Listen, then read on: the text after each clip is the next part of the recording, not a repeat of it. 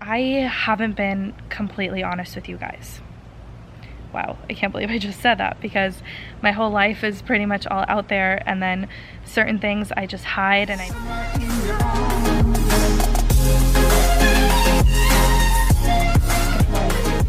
literally just woke up and I was thinking about this last night, like, how do the other YouTubers and vloggers wake up in the morning and look freaking perfect and I look like a gremlin? Oh my god. But it's okay, this is real. So I woke up, it's like 7:30. I sleep with an eye mask, so I'm a princess, and earplugs. I take my sleep really seriously. Gremlin has risen. So I made breakfast. This is one of my standard breakfasts. So I do a few pieces, and by a few I mean like 2, 3, 4 pieces of avocado toast. So there are 2 that are regular, and then this little one right here, do you see that one? That one's actually cinnamon raisin bread, yes, with avocado mashed on top. And it's just an egg sunny side up. Looks super ugly, but that's how most of my food looks. After I wake up, my phone is on airplane mode all night, and when I wake up it stays on airplane mode for at least 1 hour after I wake up. So I do not check my phone at all within the first 1 hour of waking up. I've noticed that it's completely like transformed my happiness. Like honestly, I'm just a happier person if I don't check my phone in the morning. And on the days where I do check my phone in the morning, like I just feel this low energy. It's just like, I feel like when you start the day worried about what other people are doing, or like if other people liked your photo or what somebody else posted on Instagram, if you start the day like that, then you're already starting the day on what I like to call OPA, other people's agenda. And so first thing in the morning, you are already disregarding yourself. You're looking at other people before you're looking at yourself. So I literally just sit inside, or I'll sit outside, and I just eat my breakfast and stare off into space. It's been a game changer. Try it. Airplane mode all night, 1 hour after you wake up. Don't turn your phone on. So I'm at lunch with my new friend, Ula. Hey guys. We literally just met, and we met on Instagram. Yeah. I moved here from Chicago and I didn't have any inspiring friends, and then I saw Mary on Instagram and I kept bothering you via email. Like, I've been feeling so lonely, you guys, lately, like since I moved back to Arizona, because I lived in Canada, and then I moved back and I was feeling so lonely, and I was telling a friend of mine, like, I have no friends, I feel so lonely, the only people I talk to is like my Instagram online family. And my friend is like, well, are you making that up? Are you actually lonely, or are you making yourself lonely because you're too scared to connect with people? And that was so real for me. So I go back through my email and I'm like, Ula asked me to hang out, she's into what I'm into, like, let's do it. If you're somewhere and you're feeling lonely, you can reach out to anyone on Instagram. That's the power of social media. Like, yeah, you are never really lonely because you can reach out to people, and it might seem like it's going to be so awkward, but you won't know until you try and you risk it. I'll be honest, I'm pleasantly surprised me too. by how kind you are. Me too. And not because I thought you personally weren't kind, but because, like, you know, there's a rep on Instagram and like the YouTube world that like you meet people in real life and they're a disappointment. But I'm surprised that you are so like woke, you know, like you give me feedback about my things, what I'm doing in my life. Like sometimes you meet people and it's just like small talk, and I feel like today we like hit some important time, like everything. We talked men first thing. That always tends to break the ice. That's true. That's true. But yeah, Ula, tell us what you do. So you're a YouTuber. Yeah, I'm a YouTuber, and I help women with their hormonal issues and feeling good in their bodies as well. And so I do a lot of like, I don't know, body positive things, but also ways to heal your body if you're dealing something with PCOS, because I have PCOS, which is a chronic condition. So I'm your nutrition cure. Can you tell them what you said today? Your like mantra? Oh yeah, you can't heal something that you hate, because a lot of people with chronic condition or any kind of condition, just I hate my body, I'm overweight or something like that, and you can't absolutely heal anything, even like mental health, and you can't heal anything until you truly love yourself. So true. Hi you guys, so it's Saturday. Hopefully you just watched some pieces from my Friday, but yesterday at about 1-2 o'clock after my lunch with Ula, I started getting like some overwhelming feelings of unworthiness, uncertainty, not feeling good about myself, and I didn't even know like what to do with myself. I was like, okay, do I work more? Do I go to the gym? Do I call a friend?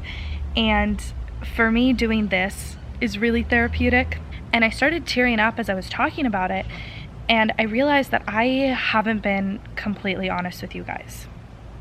Wow, I can't believe I just said that, because my whole life is pretty much all out there, and then certain things I just hide and I bury and I pretend like it's okay when it's really not okay and it's really affecting me. And of course, I wanted to come off as strong and having it all together, and the fact of the matter is, nobody ever has it all together. Even the people that you look up to or follow on social media or admire in any capacity, they always go through stuff. There's always something that you don't know about them, some inner battle or outer battle, or something that they're dealing with that we have no idea about. And I don't know about you guys, but losing a best friend, and by losing I don't mean like they died, I mean like we're not friends anymore. Like, I take best friend breakups way harder than romantic breakups. Like, best friend breakups to me is something that I'm just gonna carry with me for years and think about it and look at that person on social media and wonder why we're not friends anymore and cry about it. Whereas like a romantic relationship, it's like I go through a normal grieving process and then it's over. A best friend breakup, like, oh my goodness, it takes me so much longer to get over it, just because I put so much trust into people and I wear my heart on my sleeve. I pour everything into the person if I really like them, if I believe in them, if I see a friendship, a connection. And then to be just like dropped just like that after showing vulnerability is really hard for me. I was friends with somebody when I lived in Canada, and me and her, we were really close. We were supposed to like do work together. We were supposed to like expand our platforms together, and we were only friends for like 10 months, but in Calgary, like, it was kind of hard for me to make friends. And this girl in particular, she was the only one that kind of got the whole social media thing, like what I'm doing here, the message I'm putting out there. So we were aligned in so many aspects of what we were doing on social media. And also I felt like she got me on a deeper level too. And then out of nowhere, we just like, first we drifted, and then she didn't want to be my friend anymore. And I was just like broken and shocked, and I still am. That's the thing. That's the part where I wasn't honest with you guys. I still am. I'm still so hurt by it. What I want you to know, what I want you to take away from this is that if you lost somebody, if you lost a friend, or a relationship hurt you in any capacity, know that it's never about you personally. It's never about how you are, or what you did or did not do, or what you said or did not say.